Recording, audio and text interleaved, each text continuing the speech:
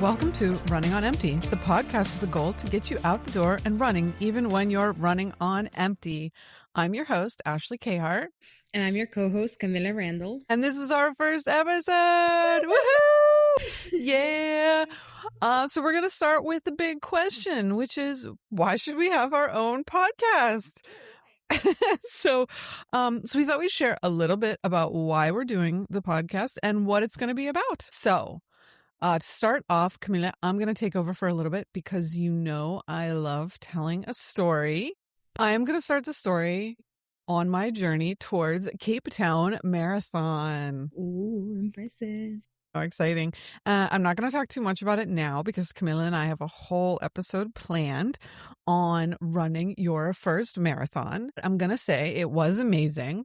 But getting ready for the race, and during the last few weeks when I was doing my training, I was getting ready for the taper, I heard about Rachel Entrekin. Have you heard about her, Kamile? Yes, she is the woman that ran and won the Cocodona, right? Yes, she did. She ran the Cocodona 250 in Arizona. So it was a really big story a couple months ago.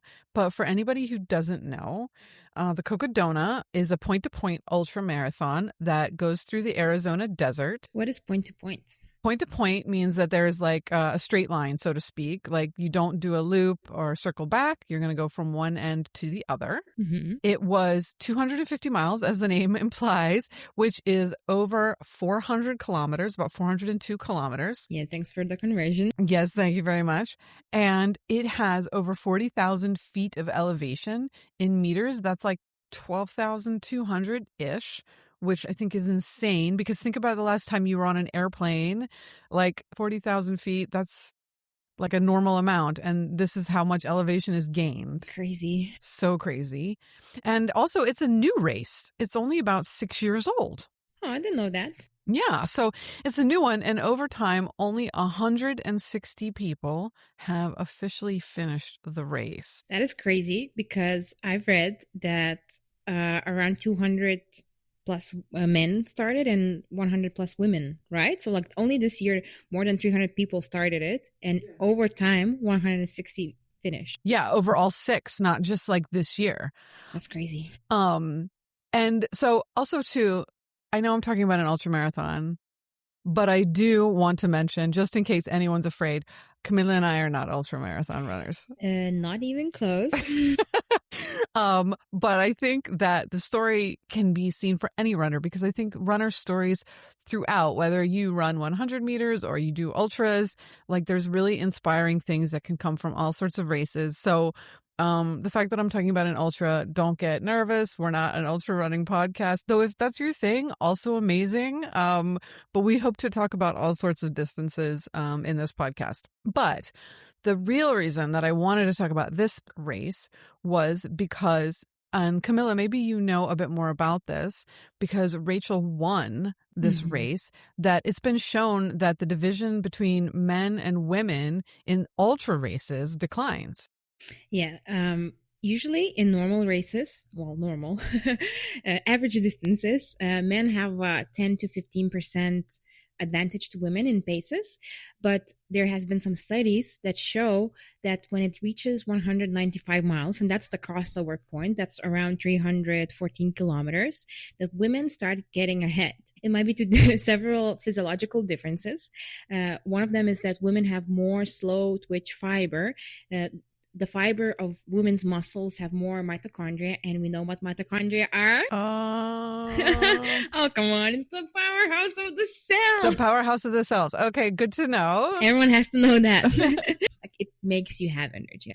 And then also more blood vessels. So then the muscles have more nutrition to go off.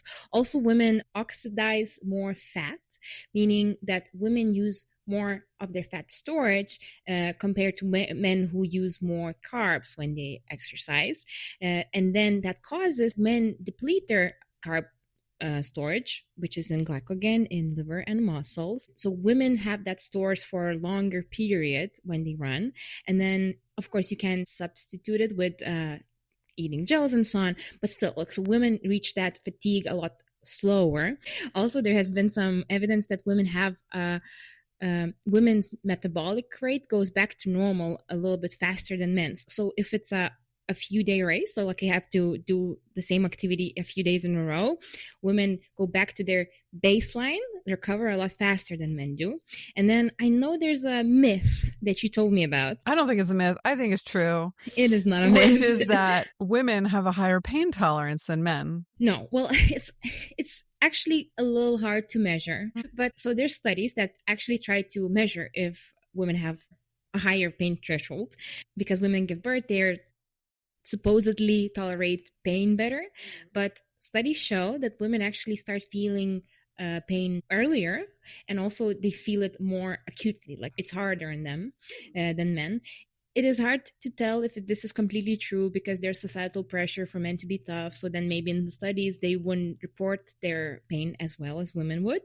But also there's studies that show that even though women feel pain more, they also are better at psychologically dealing with it. They're able to, see it as a product of the thing they're doing for the accomplishment they're trying to reach. So women are tougher. In a way. But it's not because of physiology, it's because of psychology. Very interesting. And you know what I'm wondering, maybe if we should mention right now too, because Kamile has a lot of really good information she's sharing with us. How does she know all of this?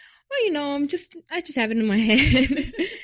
No, actually, well, this is probably important to do this disclaimer. I am a medical doctor. I am also a licensed vascular surgeon, but I am not a practicing physician. I have graduated with my degrees, and I have quit medicine to seek a different path. But so back to this story. So I was reading up on Rachel's run. And what she had said was that there was a gap that had been created during the race between herself and the second runner, who was Killian Korth, who was a male runner. And so she realized that she had a gap that she was able to maintain. And her mantra became, "Why not you?" And I really love that. And I'm really big into mantras. You're going to hear a lot more about mantras with me in the future. One of your mantras basically saved my marathon. Yes, which we will definitely talk about because I just think they're the best and they're very helpful. So she was saying, "Why not you?" And a quote from an interview, Rachel had said, during the race, the mantra I kept saying was, "Why not you?" Maybe especially women, we tend to talk ourselves out of even trying to do things because we think that we're not qualified or we don't have the experience. But why not, Why not try? And I just thought that was so amazing, that she was just going to go for it. So after multiple hallucinations I've heard, she said she had 19 minutes of sleep during the entire race. Oh my. Yeah, she would lay down in the dirt and close her eyes for 30 seconds or something crazy like that, and then get up and run again. She sustained on a great ultramarathon running diet of things like mashed potatoes. But that is actually cool. That is probably better than gels. Also a lot cheaper. Yeah, I would think so. Definitely a lot cheaper. It's like slow release carbs. But it's like kind of messy. Well, we could think about, you could have mashed potatoes in like a gel packet. In like just like a sandwich bag and just like squeeze it out. Okay, something to think about. We might have to rethink about making podcasts and maybe do mashed potato gel pods. But in the end, she won. And she did it in 56 hours, 9 minutes, and 48 seconds. How impressive. So there were 271 men and 123 women in the race that she won. Yeah, like that makes her accomplishment even more impressive. And also that's quite important to mention because all these studies that I talked about before about like women and men racing, they're also made out of like the science is made out of the people that actually run. And then so in the end we have this like huge amount of men that do it, but not so many women. So I wonder what would happen if actually the numbers were equal. If the same amount of women were running as the same as men, then maybe we would see a lot more women in the top 10s as well. Maybe there would be a lot more women winners too. Yeah, it's crazy. So I thought, why not you? Why not us? So back now in Cape Town, I've run the marathon. I finished it. It was amazing. A wonderful, wonderful race. I got my first Abbott Major Marathon medal, which I'm so excited about. And after the marathon, I decided that I was going to travel around South Africa and go up to Zimbabwe and have a dream vacation. Yeah, like that sounds incredible. Not only did you do your marathon PR, right? You also like got this dream trip. I know, it was great. Except then, 5 days after I ran my PB marathon, I was told that I had lost my job. Oof. Yeah. And then 2 days after that, my mother died. So everything became very surreal. And, having everything go from these amazing highs to these intense losses, it was really difficult. And so when I got home, I wasn't really sure what I was going to do next. But I knew that I had my recovery run plan set up already. So I had done that before I had even gone down to do the marathon. I knew that after a certain amount of days, I was going to do a recovery plan to kind of get back into the swing of things. So now when I had these crazy losses and these massive changes going on, I was able to have a little bit of focus and say to myself, okay, well, no matter what else is going on right now, I know that I have maybe an easy run on Wednesday and I'm going to go out, I'm going to do it and I'm going to get that done and I can move on. Yeah. And I think that's something to look forward to. Some wins you have during the week, you accomplish things even though everything else might be falling apart. Yeah, for sure. Like you should focus on what you can, right? And so the question is, again, why not us? Yeah. So really quickly, I thought we could say a little bit more about who we are in running and what we'd like to share on the podcast and the plans that we have for it. Yeah, so I can start. Okay, great. And so my running journey started 3 years ago, more or less. I started working as a software developer and my work was sitting the whole day. So when I came home, I couldn't go to sleep because I had so much pent up energy. So I just thought, what could I do? And the easiest thing that looked to me like the most accessible thing was maybe I'll start running. At first, when I started running, I couldn't run 3 kilometers and my pace was more than 8 minutes per kilometer. But I just kept on with it. I did it. And now this spring, I ran my first marathon and my marathon pace was, I don't remember exactly, but it was like 6:19 per kilometer. It's amazing. Yeah.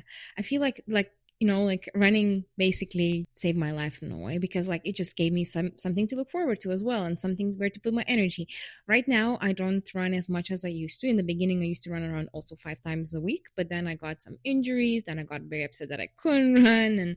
But so now I have 700 hobbies. I also cycle, I swim, I play drums, I try to dabble in drawing and all these other things. So running isn't my main thing, but still my favorite thing to do.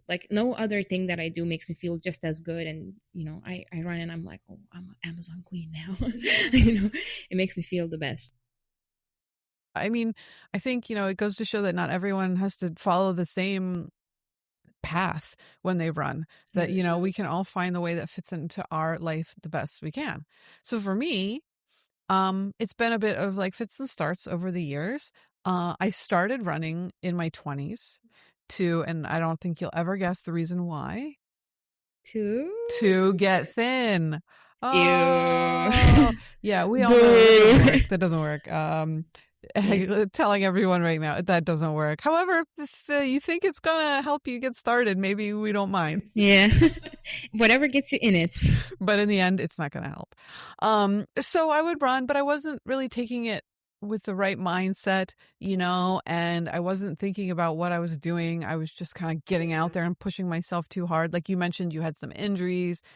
Pushing too hard can lead to injuries pretty fast. So lessons learned. Exactly. So it took some time. And then as time goes on, I kind of got back into it into my 30s, and I would go where I'd say run for 6 months and then I'd stop and I'd start, and that went on for a while.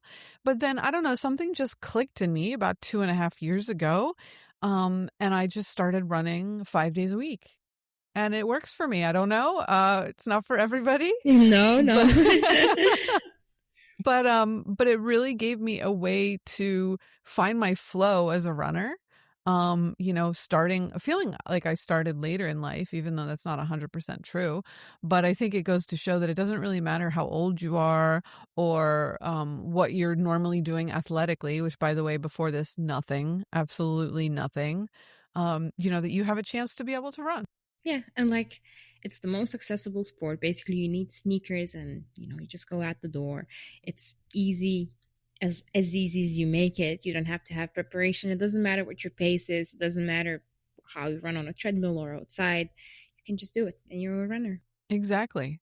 So on our podcast, we are going to be sharing our running journeys and our current goals. By the way, we both have a goal for this fall that we're going to talk about soon. And also our top tips and learnings as regular runners day in and day out. Kamile here has some of the science behind her to back some of this stuff up. But I think that it's going to be more from our experiences and how we feel and the things that we've learned and what you guys have learned as well that we want to share. Yeah, because an important part of why we're doing this is for the community. We're both runners based in Vilnius, Lithuania, and as you can hear from my accent, that I'm probably not native English. You're doing great, though. Thank you. So I was born and raised in Vilnius, and Vilnius is a great place to run because it's safe. There's a lot of greenery, so it's a good place to start a community of running. And then Ashley, your accent says something about you. Yeah. And I'm originally from the United States. I moved to Lithuania over 4 years ago. And I think maybe part of the living here is the thing that really sparked my running back to life, I think. And it's a great place to run. She's right. So we hope to build that community also here locally in Lithuania, but around the world, and to teach people from other countries a little bit more about what it's like to run in Northern Europe. I love that you say Northern. Good job. Thank you very much.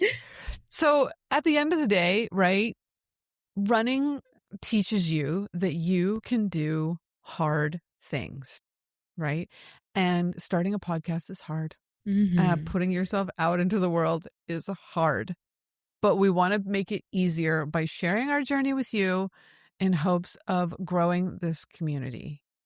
And so we hope to bring you interesting stories that you might not hear on other podcasts about regular runners doing amazing things. We'll be talking about mindset, training, recovery, and everything in between. And lessons learned. Yes, lots of lessons learned. And we're also going to share a win of the week. And that could be a new piece of gear that we love, a song that's kept us motivated, a learning we picked up on our run. Or it could be one of your stories. So if you have something to share, your wins or your sorrows, you can send them in and we'll share them. Absolutely. So we're going to end this first episode with a win of the week, which is being kind to yourself. Groundbreaking. I know. It doesn't sound like it. But, I mentioned earlier that I love a mantra, and one of my mantras is be kind. So again, I want to tell you a little story. We had our first real hot spell in Vilnius a couple weeks ago. To quote Kamile, it was sweltering. It was even more so because it went from 15s and 16s to 28s and 30s in Celsius. Yeah. And so in Fahrenheit, that would be like, imagine going from the 50s to the 80s. Yeah. So it was intense.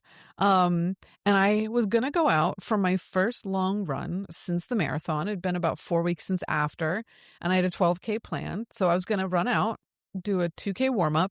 And then my plan was to do 10K at my marathon pace, a pace that I had just run a month earlier for 42 kilometers. And to comment from a different side, dear listener, is so this is not science, but to recover from a marathon, you're supposed to rest for 1 day for each mile of the marathon you run. A marathon is 26 miles, meaning 26 days of rest needed, more or less. Yeah. So to expect yourself to run the marathon pace after 4 weeks is ambitious. Yeah, ambitious is the word for it. But actually, I'm not going to say ambitious. I'm going to say impossible. Because I did not plan for this. I thought, I'm going to go for a nice idyllic run along the river. Meaning Full sun. Full sun. So it's a gorgeous spot, but I thought, oh, it's 9:30. It can't be that warm. I can do this. I also was underprepared with my water. I only had one 250 ml flask with me. Another oof. Yeah, a big oof. And so I did my first 2K. I thought this pace is not going to work out. I'm just going to go relax the whole time. And then I realized that wasn't working out either. And so I had gone maybe 4 or 5K and I was crossing a bridge. And afterwards there was a little patch of shade, like a tiny little window off the tree line. And I thought, okay, I'm going to stop here and I'm going to have a drink of water. And as I stood there drinking my water, my first thought was like, oh, come on, get out there. Just go. Just keep moving, right? I mean, I think we all think we have to push sometimes. Maybe not after something so big.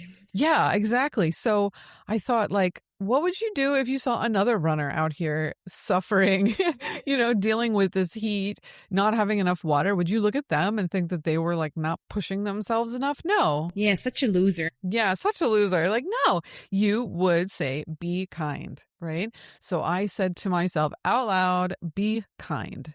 This is okay. You're going to make it.